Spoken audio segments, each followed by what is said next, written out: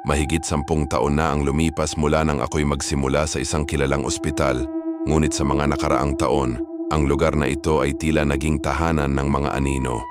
Sinasabi ng mga tao na ang ospital ay puno ng pag-asa, pero kami, mga veterano sa serbisyo, alam naming ito ay parang isang masalimuot na kalakaran sa pagitan ng buhay at kamatayan. Ang bawat dingding ay tila nagkukwento ng mga lihim, at ang bawat pasilyo ay may mga bulong na tila nagsusumamo. Noong ako'y nagsisimula pa lamang, nakatagpo na ako ng mga kwentong hindi maipaliwanag. Sabi ng mga nakatatanda, huwag daw akong magtataka kung may makikita akong mga bagay na kusang gumagalaw o kung may mararamdaman akong malamig na hininga sa aking batok habang abala sa mga chart. Sinabi ko sa sarili ko, walang dapat ikabahala. May mga kaluluwang ligaw sa lahat ng dako. Pero nagkamali ako. Sa 2nd taon ko, doon nagsimula ang tunay na bangungot na hindi ko malilimutan. Nasa panggabi akong shift noon. Mga oras na tila kay lamig mula 10:00 ng gabi hanggang 7:00 ng umaga. Sa gitna ng tahimik na dilim, 2:00 ng umaga. Matapos asikasuhin ang lahat ng kailangan, naramdaman kong bumigat ang aking mga talukap. Sandali akong sumandal sa aming station at pumikit. Hindi ito mahimbing na tulog. Ito ay isang uri ng pagkakaidlip na alam mong nasa tungkulin ka pa. Ngunit sa gitna ng katahimikan biglang may boses na umabot sa aking pandinig. "Ma'am!" Napakalambing ng boses, tila boses ng isang anghel. Pero may kakaibang panginginig na sumama sa hangin. Agad akong napatingala. Akala ko may pasyente o kamag-anak na humihingi ng tulong. Lumingon ako sa aking kasama, pero mahimbing siyang natutulog sa kabila ng desk. Tumayo ako. Nanginginig ang mga tuhod at lumabas ng station. Habang papalapit ako sa madilim na pasilyo, tumigil ang tibok ng puso ko. Ang malamig na hangin ay tila may mga kamay na humahaplos sa aking balat.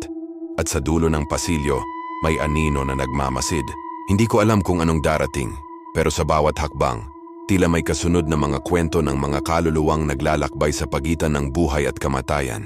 Isang madilim na silid ang aking pinasukan, at sa aking likuran, may isang babae na nakatalikod. Nakasuot siya ng puting bestida, tila may mga alaala ng nakaraan, at ang kanyang buhok, napakahaba, lampas tuhod, tuwid na tuwid, at may kulay na tila abo, parang naluma sa panahon. Sa ilalim ng malamig na ilaw, tila siya'y isang anino na naglalakad sa gitna ng dilim. Habang nakatitig ako, unti-unting lumutang ang kanyang katawan. Doon ko napagtanto, walang paa ang nilalang na ito.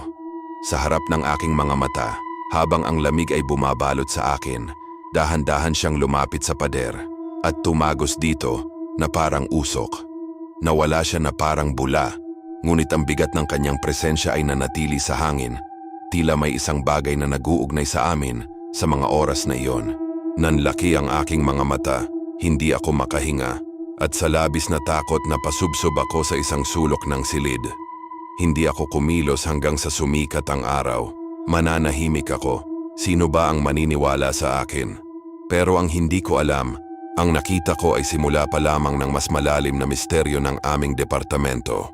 Lumipas ang mga araw at sa isang pagkakataon na uwi ang aming kwentuhan sa mga kababalaghan sa ospital. Kasama namin ang isang matandang nurse na malapit ng mag-retire. Ang kanyang boses ay may dalang seryosong tono. "Alam niyo ba," sabi niya, "ang departamentong ito ay dating dialysis area. Maraming hirap ang dumaan dito, pero may isang insidenteng hinding-hindi ko malilimutan." Ikinwento niya ang tungkol sa isang nurse na babae. Maganda ngunit may dalang mabigat na pasanin. Isang gabi sa mismong lugar na ito, hindi na nakayanan ng nurse ang bigat ng kanyang nararamdaman. Sa loob ng isang cubicle, natagpuan siyang wala ng buhay. Nagbigti gamit ang kanyang sariling kagamitan. Napatulala ako. Ang babaeng nakita ko, ang puting bestida, ang mahabang buhok. Siya kaya ang nurse na iyon na hindi matahimik ang kaluluwa. Habang nakikinig ako sa kwento ng matandang nurse, narinig ko ang isang pamilyar na boses.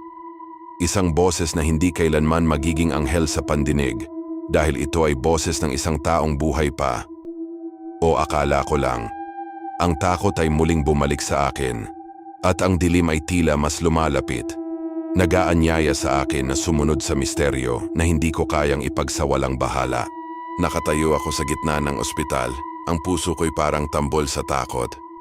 Bigla akong napatalon sa gulat nang marinig ko ang isang boses. Ang boses ng isa sa mga pinakamatalik kong kaibigan at katrabaho. Pero nang lumingon ako, wala siya.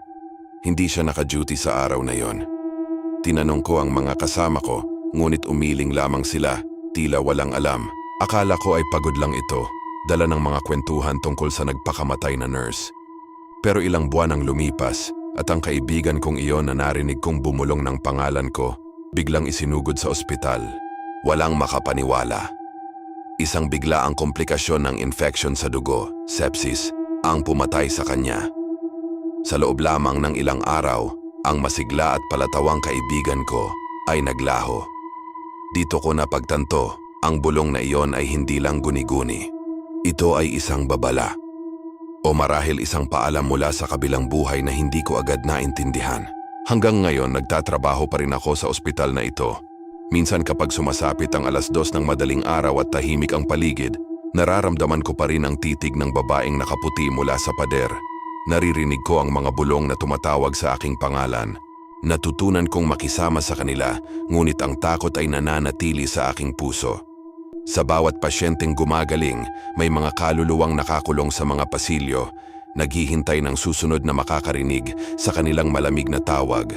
Kaya kung ikaw ay nasa isang ospital sa gitna ng gabi at narinig mong may bumulong ng iyong pangalan, huwag kang lilingon dahil baka ang tumatawag sa iyo ay hindi na taga-mundong ito.